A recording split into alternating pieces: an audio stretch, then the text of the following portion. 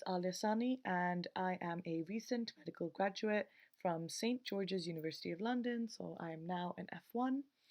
And today I'm going to be speaking to you about bronchiectasis. We'll be going over everything and also going through a case so that we can see how someone would present to you in this situation. Of course, if you have any questions or anything that you want to ask me about uni or anything else, feel free to message me on Instagram. It's at ALIASAHNI, so that's my full name. Or you can always email me as well at aliasani@gmail.com. So let's get started. Alright, so these are this is the contents page. It's just a general idea so that you guys know what we're going to be discussing later on in this presentation. So let's start with a case presentation. So you have a 60-year-old woman who's presenting with persistent productive cough, daily micropurulent sputum, and fatigue. Occasionally that sputum has been blood-streaked. Over the last few years, she has had multiple infections and has had multiple courses of antibiotics. Her auscultation reveals crackles, high-pitched inspiratory squeaks, rhonchi, and wheezing. So in red, I've highlighted everything that I think is really key in this case. The persistent cough, that daily sputum, and the fatigue are really key signs in someone who may have bronchiectasis.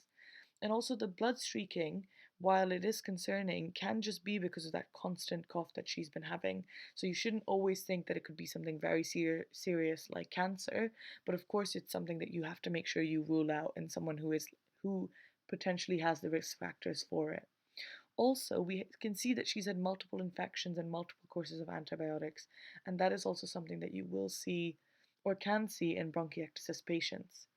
Now, the auscultation, of course, is revealing these really key signs. Those crackles, the squeaks, and the wheezing are really the three key signs that you would see in someone who is potentially presenting with bronchiectasis. So what is bronchiectasis? So, bronchiectasis is a permanent dilatation of the airways, and it's secondary to chronic infection or inflammation. And these are a few images just to give you an idea of what it actually looks like. All right. So just so you get a better understanding, this is just a really basic diagram about the pathophysiology. So it starts with something that triggers airway inflammation. Now, if your airways can't protect it themselves, then it leads to sputum hypersecretion, as it shows you on the steps in the diagram. And when someone has impaired clearance, and so something that you'd see this really commonly in a cystic fibrosis because of that impaired clearance, it then leads to lung damage because that sputum is now staying in the lungs. And because the sputum is staying in the lungs then need to dilate so that there's still enough space and area for air to go in and out. And the sputum itself is not blocking air entering the lungs. But of course, that damage leads to airway inflammation, and that's just how the cycle continues. All right, so let's talk about some differentials. Of course, we have bronchiectasis, but you can also think COPD, asthma, pneumonia, or chronic sinusitis. So in someone who had COPD, on that examination, what you would see is diminished breath sounds. But people with COPD can also develop bronchiectasis, so it's not necessary to see that. But you would see other signs in COPD, so you'd see someone who tends to be typically a smoker or something else that would indicate that they may have COPD. With asthma, of course, asthma is reversible, and when you do investigations such as a CT or chest X-ray, a CT wouldn't show you the enlarged airways you'd see in bronchiectasis. Now looking at pneumonia, pneumonia would present with a much shorter duration of symptoms. It wouldn't be a long-term cough. It also wouldn't be this daily sputum that's been going on for months and months. Also, a chest X-ray would just show you consolidation, but it wouldn't show, which you wouldn't see normally in bronchiectasis. And chronic sinusitis at the end there, the CT and chest X-ray would be normal. So let's talk about the causes and the risk factors of something like this. So cystic fibrosis, like we mentioned before, based on the pathophysiology, if there's an issue with the cilia actually clearing that sputum, then that can lead to bronchiectasis. And so cystic fibrosis, like I mentioned, is a key cause of that. Now, in cases where it's not due to cystic fibrosis, decreased host immunity and previous infections can be causes as well. So in decreased immunity, of course, you're getting increased infections, And the same with previous infections. So these infections can lead to bronchial destruction. And as you saw before, lung damage is one of those parts of that cycle. And it can lead to, again, airway inflammation, and as we saw, the rest of the cycle as it continued. Now, in someone who has that decreased host immunity, you wouldn't use a normal management plan. You'd actually treat them with IVIG, so that's IV immunoglobulins. Now, at the end there, we have primary ciliary dyskinesia, which is very important to keep in your mind. It's an autosomal recessive disorder, and it's a defect in ciliary structure or function. Now, that dysfunctional cilia is not just in your lungs, it's also in your ears, and you'd see that in your sinuses as well. Now, syndrome that you should keep in mind, while Young syndrome, as mentioned on my slide, is important, Cartaginer syndrome is also important to keep keep in mind. It's a triad of bronchiectasis, sinusitis, and situs inversus, and 50% of patients with Cartaginer syndrome will have primary ciliary dyskinesia as well. So what investigations can we do to figure out what actually is the cause of this? So like we mentioned before, chest x-ray, CT scan, full blood count, and sputum culture. These are your first lines that you want to do. Of course, a chest x-ray, it will help you differentiate what the cause is, but these findings are non-specific and they're also not diagnostic, so it can't be the only thing you do. Now, CT scans are recommended for all patients who present with symptoms like this. You'll see a clear dilation of the bronchi with or without airway thickening. And you'll also see something called a signet ring sign, but we'll come to that later. Now, full blood count, of course, is important. You want to see what the white blood cells are looking like and also make sure everything else is in check.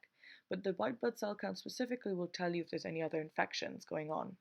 And a sputum culture is if there is an infection, what kind of bacteria or fungi is causing it, and so we can give more focused treatment. So let's look at that imaging now. So like we mentioned, chest x-ray. So in a chest x-ray, you would tend to see tram lines that here you can see are very prominent in that left lower zone. This isn't very common and you wouldn't always see it, which is why we say the chest x-ray isn't very specific. Now in a CT scan, you can see that same widespread tram track, but also you see these signet ring signs which have been zoomed in for you as well. So it literally looks like a ring that someone could wear. And when you see that, that's a very standard sign of someone with bronchiectasis. And CT is your diagnostic test in a patient like this. So, like I mentioned, there are different pathogens that can cause bronchiectasis. So let's have a look at them. So you have Haemophilus influenzae, which is the most common one that you tend to see.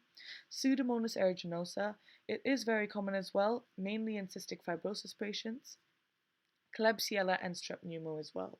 Now, Pseudomonas aeruginosa you'll also see more commonly in patients with bronchiectasis who have very extensive lung issues or really severe impairment of their pulmonary function. So how can we manage these patients? So physical training, so helping them learn how to breathe properly so that they don't have overinflated lungs is very important and has a good evidence in non-cystic fibrosis patients. Postural drainage. Now we mentioned those previous infections, so for those patients, antibiotics for their exacerbations and also potentially long-term antibiotics can be really important. In some cases, bronchodilators as well. Immunizations are important to prevent future infections, and if it's localized disease, you can do surgery as well. But what are the complications of something like bronchiectasis? So complications are very, very rare. The two that are most likely to happen of these, again, very rare complications are massive life-threatening hemoptysis and respiratory failure. If you ever suspected signs like that, you would anyway, every time you see a patient, always make sure to do your A, B, C, D, E to recognize these kind of signs, because airway protection is very important when these complications first arise. So now let's have a look at a little question so that you guys can make sure, one, that you were listening, hopefully you were, and also just get a little practice in with SBAs. So feel free to pause the video now so that you can read this. I'm going to give it about 10 seconds and then I'll go on to the answer.